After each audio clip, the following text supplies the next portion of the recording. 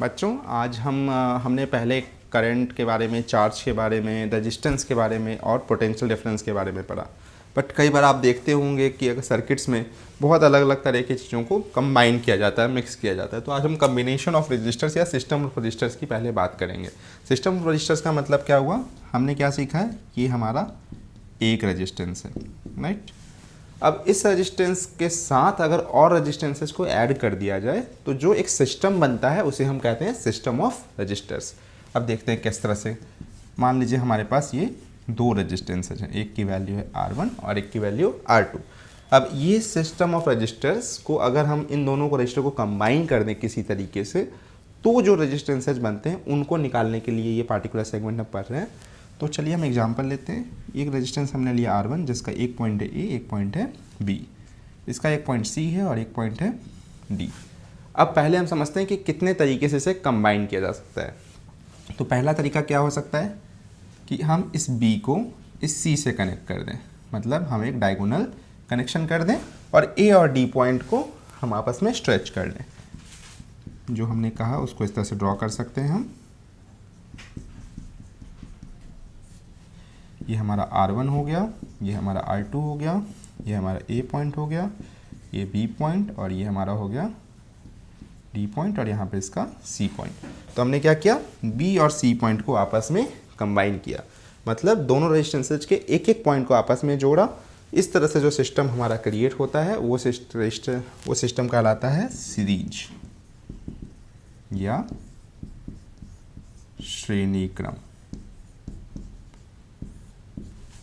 Right. Series में हम क्या कर रहे हैं, दो रजिस्टर अगर हमने लिया है तो एक पॉइंट्स को, एक एंड्स को आपस में ज्वाइंट कर दे रहे हैं और जो बचे हुए जो दो ज्वाइंट्स हैं, दो पॉइंट्स हैं, वो हमारे लिए उस सर्किट के, उस रेजिस्टेंस के दो डिफरेंट पॉइंट्स की तरह एक्ट कर रहे हैं। जैसा कि इसमें हमारा B और C कनेक्ट हो गया और A और D हमारे सर्किट में जाकर कनेक्ट हो जाएंगे। तो इस तरह के कन्फिग्रेशन को हम कहते हैं श्रेणी क्रम। अगर हम A और C को आपस में कंबाइन कर दें और B और D को आपस में कंबाइन कर दें और यहाँ पर एक वायर एक्सटेंड कर दें, तो जो सीरीज का जो रेजिस्टेंस बनता है, जो फॉर्मेट बनता है, जो सिस्टम बनता है, उसे हम कहते हैं पैरेलल। जैसे हमने इन दोनों पॉइंट्स को इस तरीके से अगर कंबाइन कर दिया, ये हमारा A है, ये हमारा B है, ये हमारा C है और D है। A और C को हमने कंबाइन किया, B और D को कंबाइन किया और इस पॉइंट से हमने एक स्ट्रेच लिया और इस पॉइंट से हमने एक वायर को स्ट्रेच कर दिया। तो इन दोनों पॉइंट्स को अगर सर्किट में डाला जाए तो इसमें आप क्या देख रहे हैं कि हमारा रेजिस्टेंस R1 और रेजिस्टेंस R2 एक दूसरे के पैरेलल है। मतलब ये हमारा जो कॉम्बिनेशन है ये पैरेलल कॉम्बिनेशन होगा।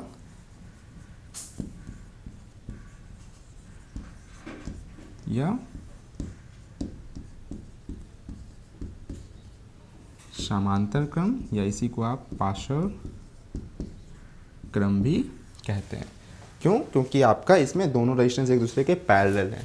तो इन दोनों में बेसिक डिफरेंस क्या देखने को मिल रहा है, श्रेणी क्रम में हम दोनों रजिस्टर्स के एक एक पॉइंट को आपस में जोड़ते हैं, जबकि पैरेलल में एक दोनों रेजिस्टेंस के दोनों पॉइंट्स को आपस में कनेक्ट कर देते हैं हम लोग। तो समांतर और श्रेणी क्रम में आप ये अंतर आसानी से आइडेंटिफाई कर सकते हैं। अगर मान लेते हैं हमारे पास तीन रजिस्टेंस है, जो हमने यहाँ पे R3 लगाया जिसको हमने EF से डिनोट किया। अब चलिए इसको हम श्रेणी क्रम और समांतर क्रम में ऐड करने की कोशिश करते हैं। तो इसमें हम क्या करेंगे, B को हमने C से किया और D को हमने E से कनेक्ट कर दिया और बचे पॉइंट्स क्या हो गए, E, A और F हमारे आउटसाइड पॉइंट्स हो गए। मतलब कुछ इस तरह का हमारा डायग्राम बन जाएगा। ये हमारा R1, ये हमारा R2, ये हमारा R3। A, यहाँ पे B और C को हमने कंबाइन कर दिया, यहाँ पे D और E को हमने कंबाइन कर दिया और यहाँ पे हमारा F हो गया। तो ये हमारा श्रेणी क्रम हो गया तीन रेजिस्टेंस के लिए। अगर हम समांतर क्रम में आए तो हम सबसे पहले तीनों रेजिस्टेंस को लगा देते हैं।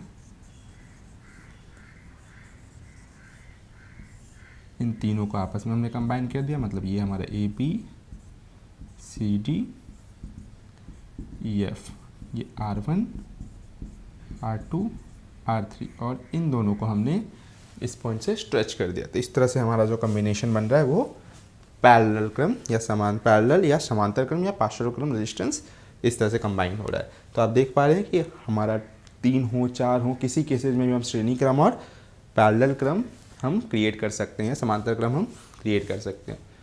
तो बच्चों हमने 2 क्रम के बारे में समझा, श्रेणी क्रम और समांतर क्रम, सीरीज और पैरेलल के बारे में।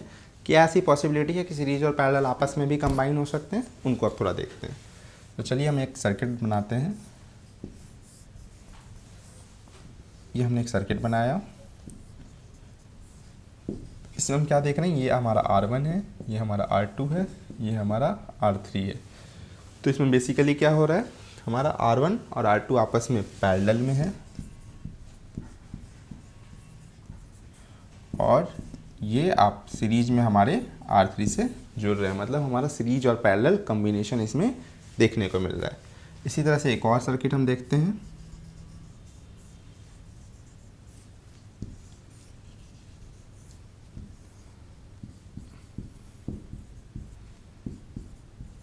तो इस सर्किट में आपको क्या देखने को मिल रहा है कि हमारा R1 और R2 पहले सीरीज में है और ये पैरेलल में है R3 के।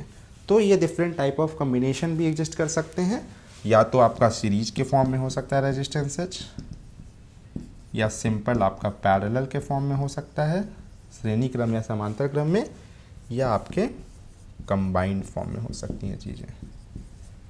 कंबाइंड फॉर्म में आपका एक कॉम्बिनेशन हो सकता है जिसमें पैरेलल प्लस सीरीज हो रहा हो, या एक पॉसिबिलिटी है कि हमारा सीरीज में पैरेलल चीज़ें हो रही हो, सीरीज के बाद पैरेलल हो रहा हो।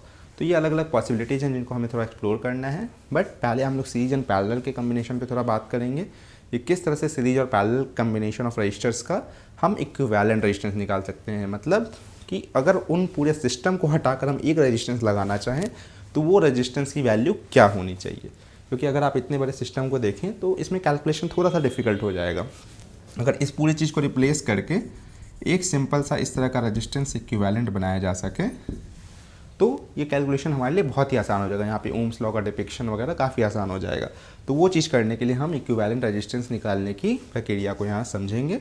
तो पहले हम रेजिस्टेंस इक्विवेलेंट निकालना सीखेंगे सीरीज के लिए, देन हम बढ़ेंगे पैरेलल के लिए, और इन दोनों के कम्बिनेशन से हम कंबाइंड किसी भी सिस्टम का आपका कम्बिनेशन रेजिस्टेंस की वैल्यू निकाल सकते हैं।